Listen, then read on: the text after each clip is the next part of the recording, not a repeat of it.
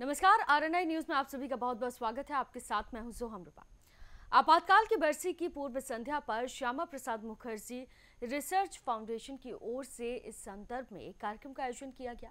इस कार्यक्रम के दौरान गृह मंत्री अमित शाह ने आपातकाल के 50 साल कार्यक्रम को संबोधित करते हुए केंद्रीय गृह मंत्री अमित शाह ने कांग्रेस पार्टी और पूर्व प्रधानमंत्री इंदिरा गांधी पर जमकर निशाना साधा और साथ ही आपातकाल को लोकतंत्र की नींव हिलाने वाली घटना बताया। 25 जून को देश में आपातकाल के 50 साल पूरे हो रहे हैं।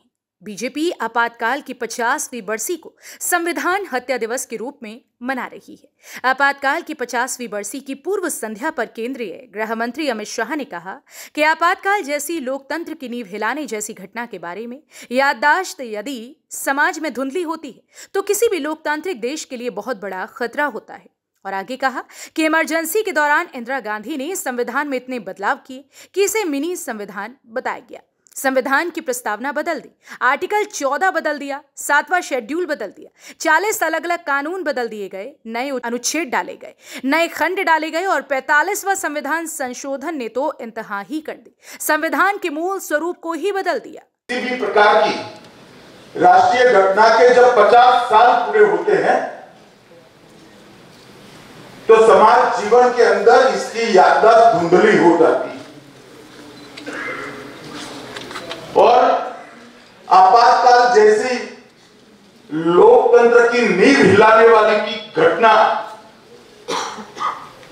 इसके बारे में याददाश्त समाज जीवन की अगर धुंधली होती है तो किसी भी लोकतांत्रिक देश के लिए बहुत बड़ा खतरा होता है। इस मौके पर गृह मंत्री ने आपातकाल के दौरान के अपने अनुभव भी साझा किया जब वह मात्र 11 साल के थे। मेरे साथ दो लोग जो मंच पर बैठे हैं, दोनों ने पल्ला झाड़ दिया कि हम तो सब जन्मे ही नहीं, मगर मैं पल्ला नहीं झाड़। मैं उस वक्त 11 साल का था। गुजरात में वैसे आपातकाल की असर बहुत कम हुई थी क्योंकि वहां जनता सरकार बन चुकी थी, परंतु बाद में जनता सरकार भी गिरा दी गई और आपातकाल का कहर 1 साल के बाद गुजरात पर भी टूटा। गृह मंत्री अमित शाह ने कहा कि 25 जून आपातकाल का दिन हमें याद दिलाता है कि कांग्रेस सत्ता के लिए किस हद तक जा सकती है। राष्ट्रीय सुरक्षा के लिए कोई खतरा नहीं था, एकमात्र खतरा इंदिरा जी की शक्ति के लिए था और उसके लिए आपातकाल लगाया गया था। देश की सुरक्षा पर कोई खतरा नहीं था। अभी भी तो बांग्लादेश का युद्ध जीते थे। देश की सुरक्षा पर कोई खतरा नहीं था, ना बाहरी था ना आंतरिक था। खतरा था तो इंदिरा गांधी की सत्ता पर था और जनता जागरूक हो गई थी। उन्होंने कहा कि हमने भावावेश में जो बहुमत दिया है इसका उचित उपयोग नहीं हो सकता और इस सब से परेशान होकर इंदिरा जी ने आपातकाल डाला। सुबह 4 बजे कैबिनेट की आपात बैठक बुलाई गई। बाबू जगजीवन राम और स्वर्ण सिंह उन्होंने बाद में बताया कि जब हम बैठक में गए हमसे एजेंडा भी डिस्कस नहीं किया गया था और पूछा भी नहीं गया, सिर्फ इन्फॉर्म करने का काम किया। गृह सचिव को बुलाया गया और आगे की कार्यवाही के निर्देश दिए।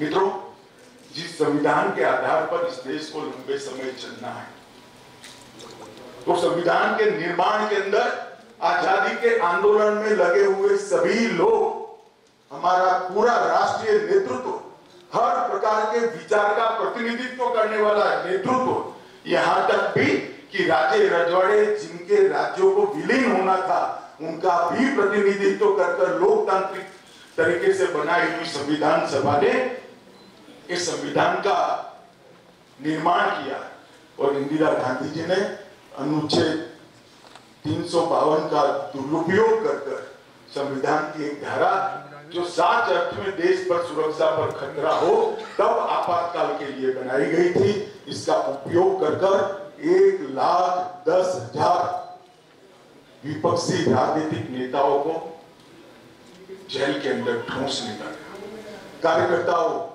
स्वतंत्र संपादक, रिपोर्टर, असंतुष्ट छात्र नेता और कई प्रकार के सर्वोदयी और अन्य रचनात्मक प्रवृत्तियों में लगे हुए नेताओं को भी जेल में डाल दिया गया। विधायिका, कार्यपालिका, न्यायपालिका, प्रेस और मीडिया, कलाकार और जन सामान्य भी शुद्ध होकर इस घटना को देखते रह गए। किसी को सुझाने की क्या करना है, क्या हो गया, और देखते देखते पूरा देश कारागार बन गया। गृह मंत्री अमित शाह ने विपक्ष पर निशाना साधते हुए कहा कि जो लोग संविधान की दुहाई देते हैं, मैं उनसे पूछना चाहता हूं कि क्या इसके लिए संसद की सहमति ली गई थी? क्या मंत्रिमंडल की बैठक बुलाई गई थी? क्या देशवासियों को, विपक्ष को भरोसे में लिया गया था? आपातकाल की बरसी का मकसद वर्तमान पीढ़ी को इसकी जानकारी से अवगत कराना है। वहीं संसद के मानसून सत्र से पहले बीजेपी इस मुद्दे को लेकर कांग्रेस को घेरने का मन बना चुकी है। तो फिलहाल के लिए इस खबर में सिर्फ इतना ही। बाकी तमाम खबरों के लिए आप देखते रहिए RNI न्यूज़।